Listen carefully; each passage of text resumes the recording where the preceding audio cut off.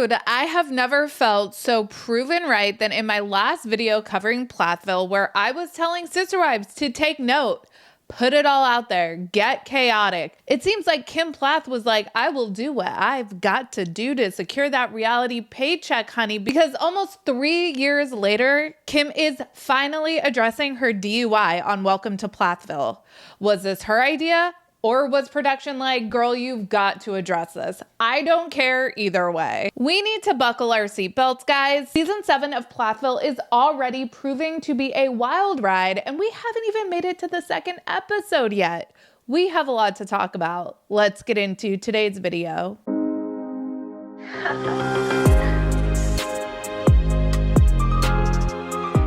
Hey everyone, what's up? It's Sarah and welcome back to my channel. You may or may not know about Kim Plath's DUI because she pretty successfully buried this as far as the reality show is concerned, but back in October of 2022, a Ms. Holier Than Thou herself was arrested for a DUI. Welcome to Plathville star Kim Plath, charged with DUI.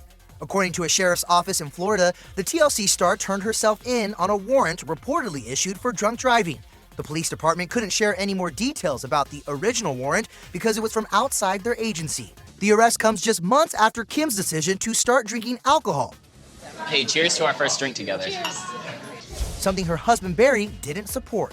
Barry is pretty firmly, anti-alcohol of any kind, except for kombucha. Being his wife all of these years, I just kind of supported that and went along with everything that he said. I don't think he really knows that I, am having an occasional drink here and there. More than alcohol came between the couple. In June, Kim and Barry announced they were separating after 24 years of marriage. At the time, they told ET, quote, "While this was not an easy decision, we know it's the best choice for both of us." The former couple has 9 kids together and plan to co-parent our amazing children as they navigate this new chapter in our lives. We're going to make sure that your lives change as little as possible, and Dad and I will always be friends. Well, tonight is episode 2 of season 7, and in a teaser for this new episode, it looks like Kimberly will finally be addressing her DUI. Something viewers of the show noticed was never addressed by any of the family members. Good handling my money, but Barry is beyond good with money. He has a career, and I spent 25 years supporting him in his career because I've been raising kids for 25 years. It was a big adjustment to go from him, really handling all the money to me, handling all the money. There have been disagreements that Barry and I've had because I'm hurting financially. Early on, after Barry and I separated, I made some bad decisions one night and I ended up getting a DUI. Thankfully, I was fine and no one else was involved in the accident. And I've learned a lot since then. And it's not something I will ever repeat again. That was a really hard year for me. And you know what? There was never a time that Barry came to me and said, I see you're drinking. I see you got a DUI. Are you okay, Kim? Are you struggling with stuff? Do you want to talk? Like, I care about you as a person. He never asked. I have so many thoughts on this clip. First of all, some people come at me for being hard on Kim. It is what it is. I will not lie or try to hide my bias. I do not like this woman. I feel like she is diabolical and she's everything I do not want to be in a mother. I think she neglected her children, especially when it comes to education and building up basic life skills with them. And I'm not the only one who has felt this way. Ethan, Mariah, and Micah have all confronted their parents and singled out Kim about their lack of education on the show. And possible unpopular opinion incoming, I know that the event that resulted in little Joshua's death was deemed an accident. And from all accounts, Kim was greatly affected by the death of her 17-month-old son. But after this accident, their daughter Cassia, at like 2 years old, went on to sustain a serious eye injury on the farm when a shard of glass struck her in the eye. And she has suffered permanent damage from that accident. So I just feel like at the very least, Kim and Barry did not have eyes on their kids the way they as parents should have. And I'm just gonna throw this out there. I am judging Judalee the fact that it was a motor vehicle accident with Kim driving that killed her toddler, and then she will later go on to get a DUI. What the fuck, Kimberly? What really I find irritating is that in this clip, Kim acts like she got pulled over and got a DUI, but that is not what happened. She got a DUI because she flipped her car. She caused an accident. And while thankfully no one else got hurt, this is just so on brand for Kim to make her bad behavior other people's fault. In this teaser clip, she's essentially blaming Barry for all the bad luck she's run into after their divorce, as if her DUI was a stroke of bad luck and not a choice she made. She has the audacity to claim that she was a stay-at-home mom for 25 years when we all know that Hosanna was the daddy Logan of the Plathville family until she got married and moved out, and then Lydia took over.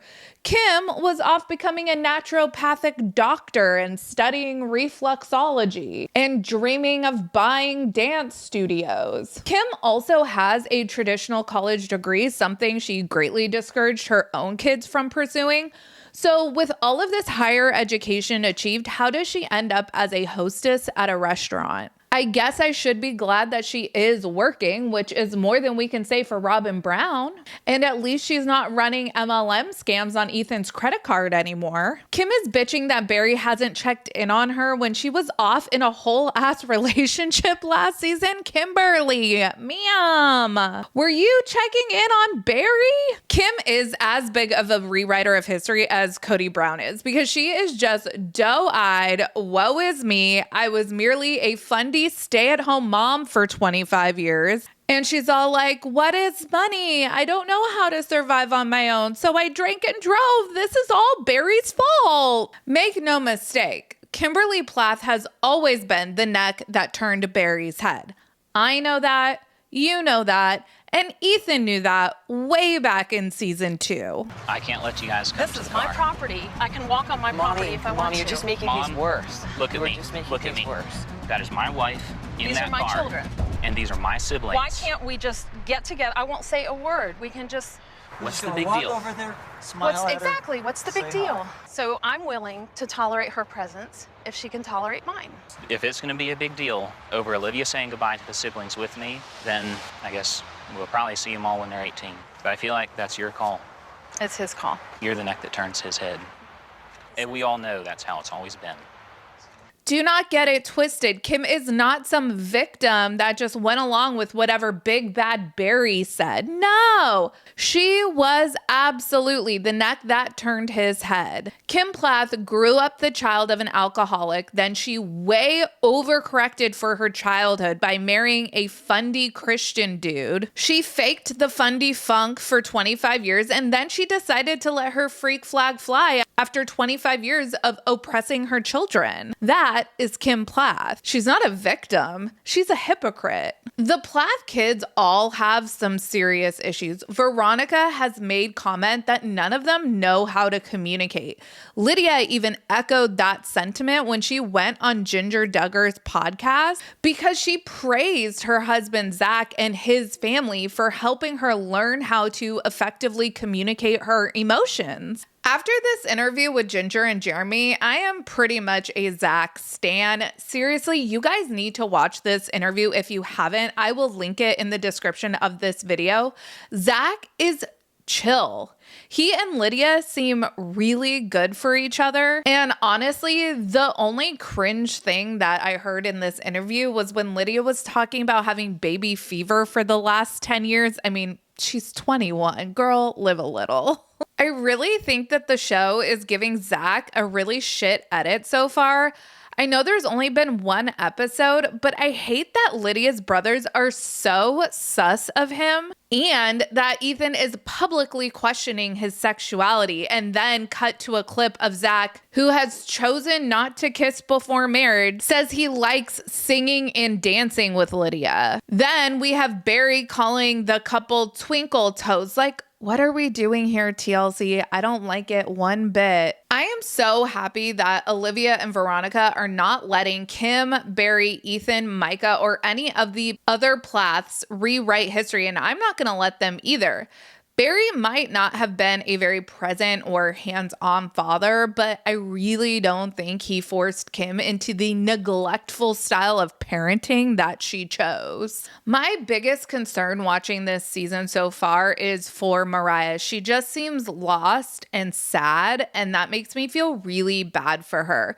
I feel like she is returning to the mistreatment she knows because for her, the devil you know is better than the devil you don't know. And as we all know, the world can be a scary place, especially, I can imagine, for a young woman who grew up as sheltered as she did. What do you guys think of Kim finally addressing her DUI? Do you think it was of her own accord, or do you think the network forced her hand? Let me know down in the comments. As always, make sure you like this video and subscribe to my channel. Check out my second channel, Sarah Spills, and my podcast, Mostly Harmless. Links for both of those will be in the description of this video.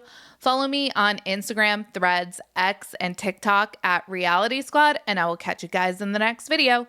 Take care. Have a good one. Much love.